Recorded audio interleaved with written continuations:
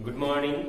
हम लोग पढ़ रहे थे शहरी बदलाव यानी अंग्रेजी शासन और शहरी बदलाव। इसमें हम लोग भागलपुर शहर के बारे में पढ़ रहे थे। भागलपुर एक अपने शहरों का जब निर्माण हुआ 18वीं शताब्दी में, 18वीं शताब्दी के बाद जैसे जैसे शहरों का निर्माण होने लगा, नए नए शहर बसाए गए, पुराने शहर को एक नई रूपरेखा दी गई। उसमें भागलपुर भी बिहार का भागलपुर भी अपना एक अलग पहचान रखता है। यानी उसकी जैसी परंपरा थी, उस परंपरा के अनुसार उसमें बदलाव भी हुए और वो अन्य शहरों की अपेक्षा अपना एक अलग पहचान बनाता चला गया। तो इसमें हमने कई सारे टॉपिकों को पढ़ा, सार्वजनिकों को, नगर पालिका वगैरह सब के बारे में, धार्मिक स्थल के बारे में पढ़ा। अब इसका अगला टॉपिक है सार्वजनिक स्थल। यानी भागलपुर शहर में अगर हम उसमें नजर डालें, भागलपुर के सार्वजनिक स्थलों के बारे में, भवनों के बारे में, तो उन्हें दो भागों में विभाजित हम कर सकते हैं। एक 19वीं शताब्दी के पहले की भवन इमारतें या सार्वजनिक स्थल, और दूसरा 19वीं और 20वीं शताब्दी के बीच में, या 19वीं शताब्दी और 20वीं शताब्दी में जो निर्माण कराए गए भवन है उनको। तो ये इस तरह दो भागों में हम इनको बांट सकते हैं। पहला 19वीं शताब्दी के पहले के भवन और दूसरा 19वीं और 20वीं शताब्दी में जो स्थापना हुई जिस भवनों का, उसके बारे में हम लोग देख सकते हैं। जिसमें आपको निर्मित सरकारी भवन, टाउन हॉल, सार्वजनिक अस्पताल, रेलवे स्टेशन, घंटाघर, चर्च, क्लब, स्कूल, कॉलेज आदि, ये भवन आपको लोगों की रुचि इसमें होती है इसको देखने की। जब भागलपुर शहर जाएंगे घूमने तो ये इन चीजों को आपको देखने की काफी दिलचस्प महसूस होगी, काफी इच्छा होगी, रुचि होगी इन क्षेत्रों को देखने के। क्यों? क्योंकि ये लोग अपने ये जो भवने हैं ये अपने आप में एक रोचक है, एक अपने आप में एक अलग पहचान दिखाते हैं। पहले तो ये आपको जो शासकीय थे, जो जमींदार थे, उनका आवास हुआ करता था, लेकिन धीरे धीरे इन भवनों को अलग अलग रूप में पहचान मिलती चली गई और अलग अलग रूप में इसका उपयोग होता चला गया। पहले तो ये मकान सीधे सादे होते थे, लेकिन बाद में हिंदू, अंग्रेज या मुस्लिम इन कलाकृतियों के द्वारा इसको अलग कलाकृति देने की कोशिश की गई। इस तरह से आपको देखने को मिलेगा। भागलपुर शहर का आपको हृदय स्थल और भारत के पुराने रेलवे स्टेशनों में से एक, यानी भारत का जो कहा जाता है भागलपुर शहर का हृदय स्थल, उसका रेलवे स्टेशन, और भारत के सभी रेलवे स्टेशनों में से भी एक पुराना railway station Bhagalpur railway station शहर का मुख्य व्यापारिक स्थल है।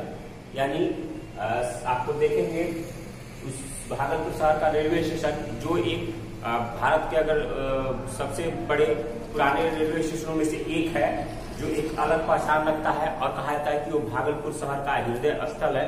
क्योंकि वो सबसे बड़ा एक व्यावसायिक स्थल है। यहाँ EIR India East Indian Railway और Bengal North East Western Railway के स्टेशन है। यानी यहाँ दो, एक ईस्ट इंडियन रेलवे और बंगाल नॉर्थ वेस्टर्न रेलवे का स्टेशन है। इसकी शुरुआत 1862 ईस्वी में हुई थी। यानी 1853 में तो रेलवे ही आई थी भारत में, और 1862 ईस्वी में इसकी शुरुआत भागलपुर में हो चुकी थी।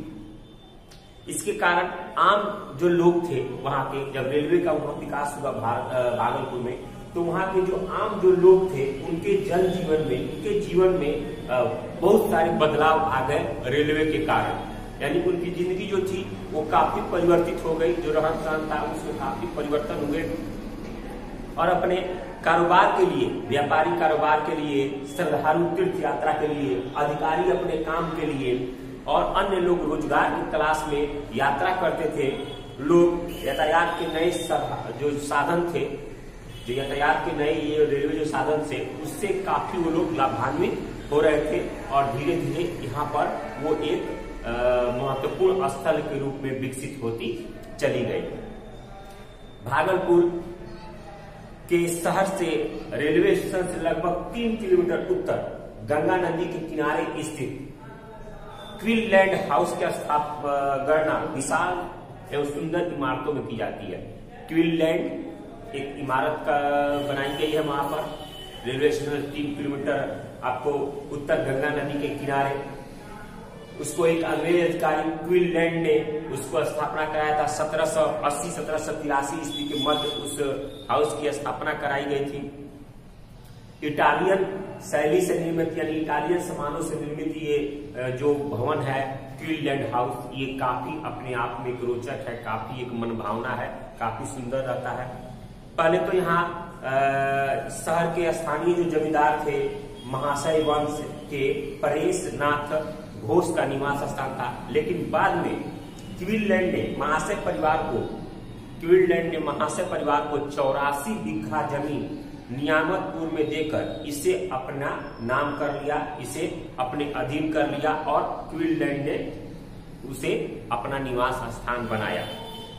बाद में ये विशाल भवन टैगोर परिवार के हाथ में चला गया, यानी रविंद्रनाथ टैगोर के परिवार के हाथ में चली गई और धीरे धीरे रविंद्रनाथ टैगोर ने अपना इसे अध्ययन स्थल बनाया, यानी रविंद्रनाथ टैगोर ने इसे अपना अध्ययन स्थल बताया। और गीतांजलि जो उन्होंने किताब लिखी, गीतांजलि के कुछ अंश इसमें उन्होंने इसी विशाल भवन में लिखा। वर्तमान समय में इसको रविंद्र भवन के नाम से ही हम जानते हैं, जिसमें इस रविंद्र भवन में तिलका मांझी विश्वविद्यालय भागलपुर का इतिहास, संस्कृति एवं पुरातत्व विभाग और क्षेत्रीय अध्ययन जो केंद्र है वो अपनी कक्षाएं यहाँ पर आयोजित करता है।